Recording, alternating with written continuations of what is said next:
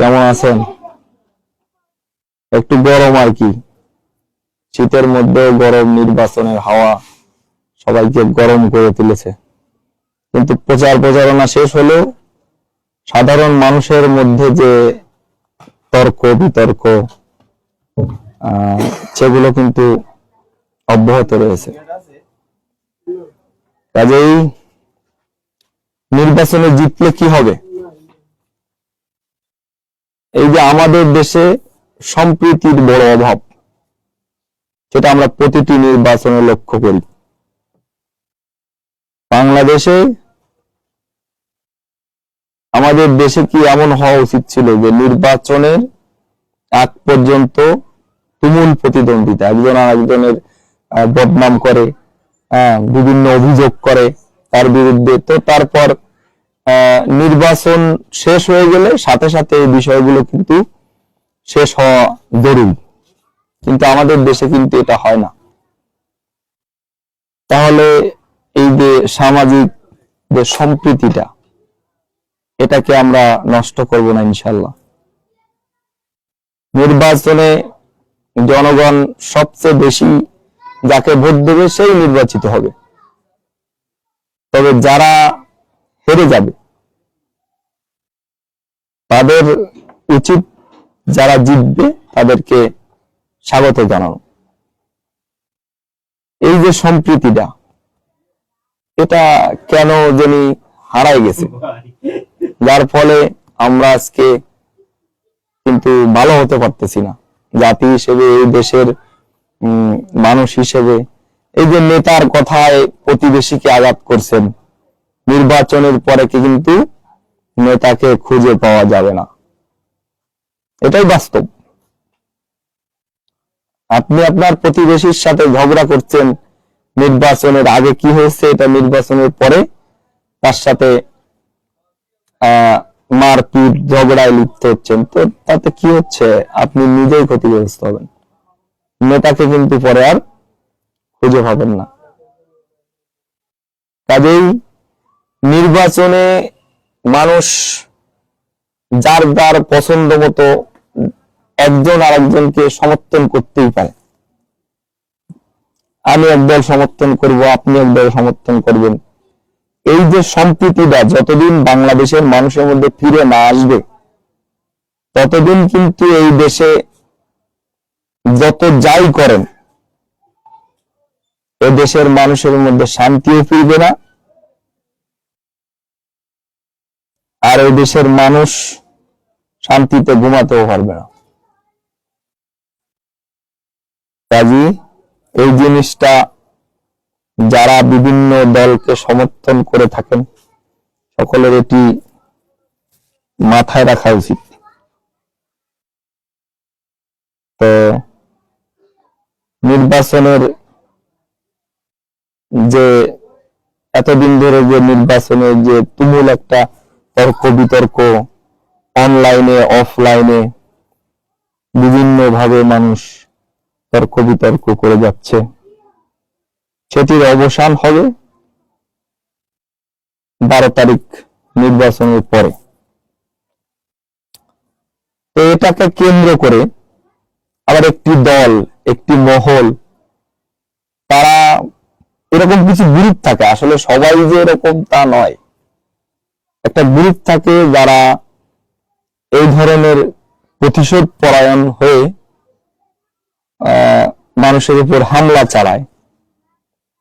তো এটি জঘন্য, এটি এক ধরনের অসভ্যতা।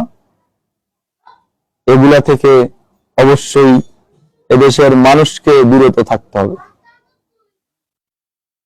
কারণ আমরা এমন একটা রাজনৈতিক পরিবেশ আশা করতেছি, সেটা হচ্ছে যে 24-এর অভ্যুত্থানের পরে আমাদের দেশের মানুষের মধ্যে একটি নতুন আশার আলো জ্বালিয়েছে। সেটা হচ্ছে যে আমরা একটা সামাজিক একটা যে সম্প্রীতি, সেটা বাস্তবায়ন হোক, এবং সেটা এই নির্বাচন দিয়ে ইনশাল্লাহ শুরু হবে, সেটা আমরা মনে করতেছি। তো দেশের মানুষ যে যাই বলুক, আমি আমার একদলীয় জোটের পক্ষে আমি সমর্থন দিয়েছি, যেহেতু আমরা বিএনপি জোটের সাথে থাকায় আমরা ধানের শীষ প্রতীকে অনেক সময় ভোট চেয়েছি। আপনার যদি মনে হয় যে আগামী রাষ্ট্র পরিচালনায় বিএনপি সক্ষম হবে, ব্যাপক ভূমিকা রাখতে পারবে তারেক রহমানের নেতৃত্বে, অবশ্যই আপনি ধানের শীষে ভোট দিবেন বা বিএনপির একদলীয় জোটকে ভোট দিবেন। আপনি যদি মনে করেন না জামাত ইসলামকে ভোট দেবেন, সেটা কিন্তু আপনার ব্যক্তিগত ব্যাপার, আমি তো আপনাকে নিষেধ করতেছি না। মানুষ যে যাই বলুক, ভোট মানুষ ধানের শীষেই দিবে। এখানে আশা করি বাংলাদেশের মানুষ ভুল করবে না, ভুল করার কোনো প্রশ্নই আসে না। কারণ মানুষ ইতিহাস জানে, বোঝে, সেখান থেকেই সেগুলো যদি বিবেচনা করে, মানুষ একটু গভীরভাবে চিন্তা করে, তাহলে অবশ্যই মানুষ বিএনপি জোটকেই ভোট দিবে। তো নির্বাচনে বিজয়ের পর এই যে সম্প্রীতিটা, এটা যেন বজায় থাকে। একজন ক্ষুদ্র নাগরিক হিসাবে এদেশের মানুষের কাছে আমার অনুরোধ থাকবে, আমার কথা আসলে কারো ভালো লাগে, যার ভালো লাগে তিনি শুনবেন, যার ভালো না লাগে তিনি এড়িয়ে যাবেন। আমি তো আপনাকে জোর করে আমার কথা শোনাতে বলছি না, শুনতে বলছি না, বা আমি তো আমার মনে পড়ে না আমি কাউকে মানে গালি দিয়ে কথা বলেছি।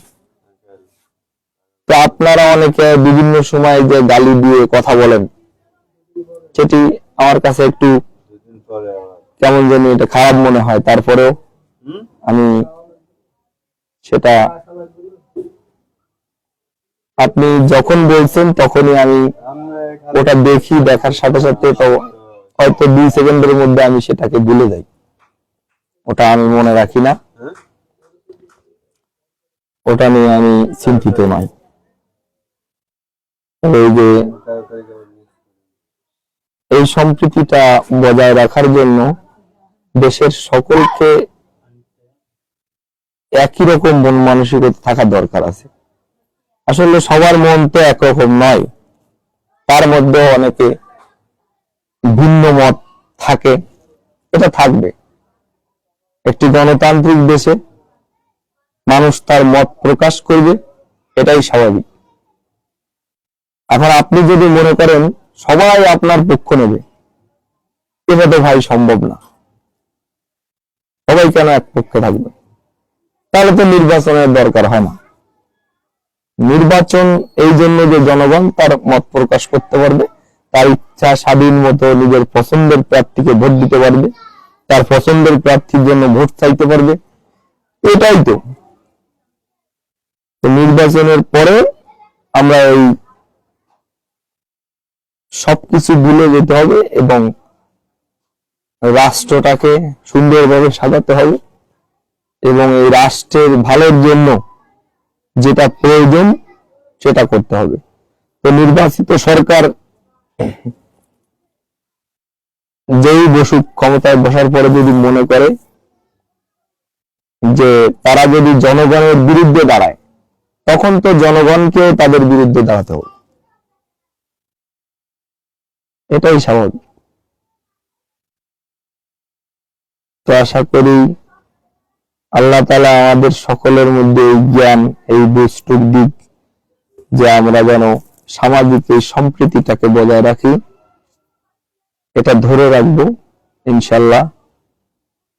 এই 24 অভ্যুত্থানের পরে আমরা যেমন বাংলাদেশ দেশের মানুষ আশা করতেছিল, আশা করি এই নির্বাচনের পরে আমরা তেমনই একটা দেশ গঠন করতে সক্ষম হব জাতি হিসেবে। ধন্যবাদ সবাইকে, ভালো থাকবেন, সুস্থ থাকবেন।